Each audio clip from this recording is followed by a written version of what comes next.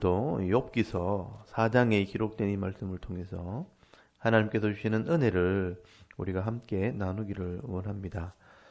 욥기서 4장에는요, 욥의 친구 중에 한 사람인 대만 사람 엘리바스가 욥을 위해 하는 말들을 기록을 하고 있습니다.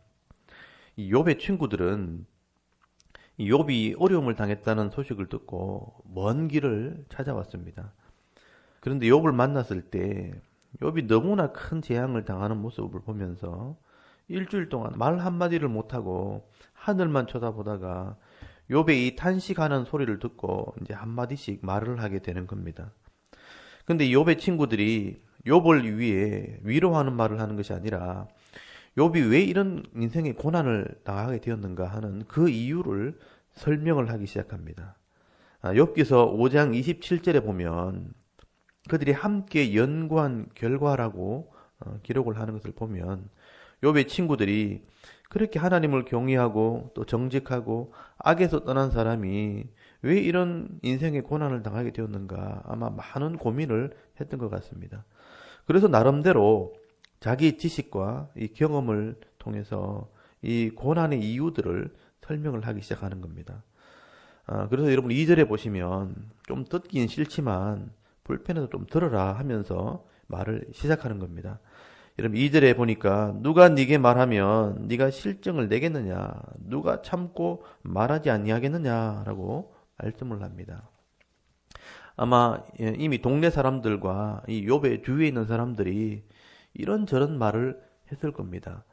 그래서 누가 네게 말하면 네가 실증을 내겠느냐, 듣기 싫지만 이걸 싫다고 말하겠느냐 이런 뜻입니다. 그래서 이런 상황을 보고 누가 말하지 않겠느냐 하면서 자기 생각을 말하게 되는 겁니다. 네가 예전에는 잘 살았고 또 힘도 있었기 때문에 마른 사람을 바로 살아라고 가르치기도 하고 또 약한 사람을 보면 도와주기도 하고 또 다른 사람들을 세워준 일을 했다는 것입니다. 그런데 네가 막상 이렇게 힘든 일을 당하고 어려움을 당한 사람이 된 것을 보니까 너에게도 좀 문제가 있는 것 같다. 그렇게 말을 하는 겁니다. 여러분 3절에서 5절까지 말씀을 한번 보시기 바랍니다. 보라, 전에 네가 여러 사람을 훈계하였고 손이 늘어진 자, 약한 자를 말합니다. 약한 자를 강하게 하였고 넘어진 자를 말로 붙들어 주었고 무릎이 약한 자를 강하게 하였거늘 이제 이 일이 네게 이름에 네가 힘들어하고 이 일이 네게 닥침에 네가 놀라는구나 이렇게 말씀을 합니다.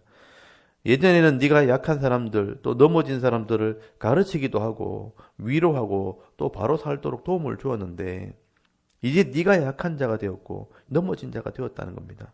그렇다면 한번 생각해 보라는 거예요. 너에게도 문제가 있는 거 아니냐. 여러분 6절 한번 보십시오. 네 경외함이 네 자랑이 아니냐. 네 소망이 네 온전한 길이 아니냐. 네가 하나님을 경외하는 믿음과 온전하게 사는 삶이 네 자랑이고 네 소망이었는데 겉으로는 그렇게 보였지만 실제 삶은 그렇지 않은 거 아니냐라고 말씀하는 겁니다. 그래서 여러분 7절부터 보시면 엘리바스가 이제 자기 생각을 이야기를 하는 겁니다. 생각해보라. 죄 없이 망한 자가 누구인가? 정직한 자의 끊어짐이 어디 있는가? 내가 보니 악을 밭갈고 독을 뿌리는 자는 그대로 거두나니 다 하나님의 입기온에 멸망하고 그의 콧김에 사라지느니라 이렇게 말씀을 합니다. 여러분 이 말은 네가 겉으로는 경건한 척하고 정직하게 사는 것처럼 보였지만 실제 네 삶은 악한 삶이 있지 않겠는가 한번 생각해 보라는 겁니다. 여러분 8절에 보면 내가 볼 때 너는 분명히 악을 밭갈고 독을 뿌렸기 때문에 그 열매로 지금 고난을 당하는 것이라고 지금 말씀을 하고 있는 겁니다. 그리고 10절에서 11절까지 말씀해 보면 네 자식들이 너 때문에 네 죄 때문에 죽게 된 것이라고 말씀을 하게 됩니다. 사자의 우는 소리와 젊은 사자의 소리가 그치고 어린 사자의 이가 부러지며 사자는 사냥하는 것이 없어 죽어가고 암사자의 새끼는 흩어지느니라 이렇게 말씀을 하는 것은 욥의 자식들이 죽게 된 것을 말하는 것입니다. 여러분 이 말은 젊은 사자와 새끼가 이가 부러지고 흩어진 것처럼 네 자식들이 네 때문에 지금 죽게 된 거 아니냐 이렇게 책망을 하는 겁니다. 사실 이 말은요 욥에게 위로가 되는 말이 아니라 도리어 가슴에 못을 박는 말입니다. 죄 없이 망한 자가 없고 정직한 자는 끊어지지 않는다. 이런 일반적인 원리를 가지고 욥을 성급하게 지금 정죄를 하고 있는 겁니다. 엘리바스가 말하는 이 말은요, 사실 하나님의 관점에서 보면 분명히 맞는 말이지만 제한된 삶 속에 사는 우리 인간의 입장에서 보면 사실은 맞지 않는 말이죠. 죄악이 가득한 이 세상 속에서는요, 악인의 형통함이 있고 또 의인의 고난도 있는 겁니다.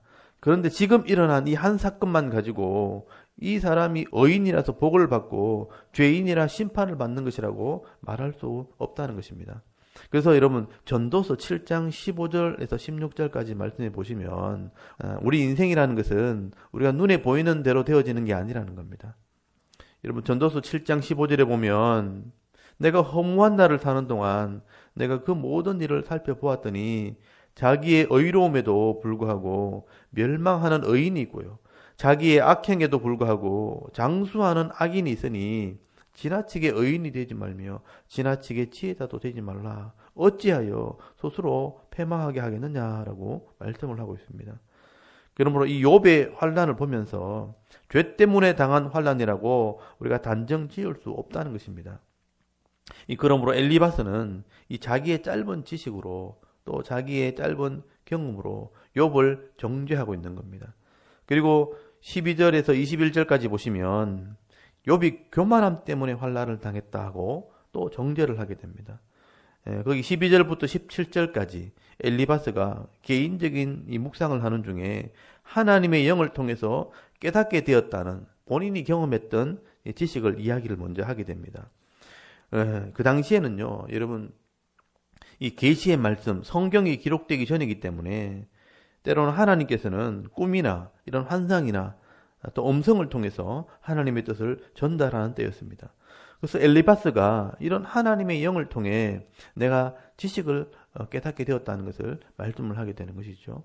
그래서 그 내용이 뭐냐 하면 여러분 17절에 보시면 사람이 어찌 하나님보다 의롭겠느냐, 사람이 어찌 그 창조하신 이보다 깨끗하겠느냐라고 말씀을 합니다. 이 말은 욥이 자기 의로운 삶을 자랑하면서 하나님보다 더 의로운 채 했다는 겁니다. 그리고 그가 정직함을 자랑하면서 하나님보다 더 깨끗한 채 했다고 지금 책망을 하는 겁니다. 그러므로 엘리바스가 깨달은 것은 하나님의 종이라도 하나님의 천사라도 하나님 앞에서는 미련한 존재라는 것입니다. 그런데 19절에 보시면 하물며 흙집에 살면서 티끌로 털을 삼고 하루살이 앞에서도 무너질 자이겠느냐. 우리 인생이 어떻게 하나님 앞에 자랑할 수 있겠는가? 흙집에 살면서 하루살이같이 짧은 인생을 사는 우리가 어떻게 하나님 앞에서 의로운 척, 깨끗한 척 할 수 있겠느냐? 근데 네가 이렇게 교만하다가 이런 재앙을 당한 것이 아니냐라고 책망을 하는 것입니다. 그래서 21절에 보시면 장막줄이 그들에게서 뽑히지 아니하겠느냐? 그들은 지혜가 없이 죽느니라, 이렇게 말씀을 합니다. 이런 깨달음과 이런 지혜가 없으면 결국 인간은 하나님께 심판을 받게 되는 것이다 라고 말씀을 하는 것이죠. 이 말은 네가 교만하고 지혜가 없어서 이런 고난을 당하고 이런 재앙을 당한 것이다 라고 책망을 하는 겁니다. 그러나 사실 이 말은요, 하나님께서 하실 말씀이지 욥과 같이 똑같이 흙집에 사는 엘리바스가 할 말은 아니라는 겁니다. 그렇다면 이 엘리바스도 똑같은 죄를 짓고 있는 것입니다. 그러므로 엘리바스는 친구를 지금 위로하러 왔다가 친구의 마음에 상처를 주고 있는 것입니다. 이것이 인간의 위로요, 인간의 지식이라는 것이죠. 여러분, 오늘도 우리가 이 엘리바스의 모습을 보면서 우리의 모습을 한번 돌아볼 수 있기를 바랍니다. 내가 잘 나갈 때 또 다른 사람들을 위로한다고 하는 말이 도리어 상처를 주지는 않는지, 내가 다른 사람들을 도와준다고 한 말이 도리어 하나님 앞에서 교만한 말을 하고 있는 것은 아닌지 여러분 한번 돌아보는 시간이 될 수 있기를 바랍니다. 여러분, 잠언 25장 11절에 보시면 경우에 합당한 말은 은쟁반 위에 금사와 같다라고 말씀을 합니다. 이 경우에 합당한 말은 정말 귀하고 귀하다는 겁니다. 이것이 하나님의 지혜에서 나오는 것입니다. 오늘도 우리가 세상을 살아갈 때 한마디 말을 할 때마다 내 지식으로 성급하게 말하기보다는 경우에 합당한 말을 함으로 많은 사람들을 위로하고 또 힘을 주고 다른 사람의 생명을 살리는 삶을 살아가는 지혜로운 성도가 되어주고요. 이 축복의 통로가 되어 살아갈 수 있는 저와 여러분의 이런 영적인 삶의 모습이 될 수 있기를 주의 이름으로 축원합니다. 아멘. 잠깐 우리 기도드리겠습니다.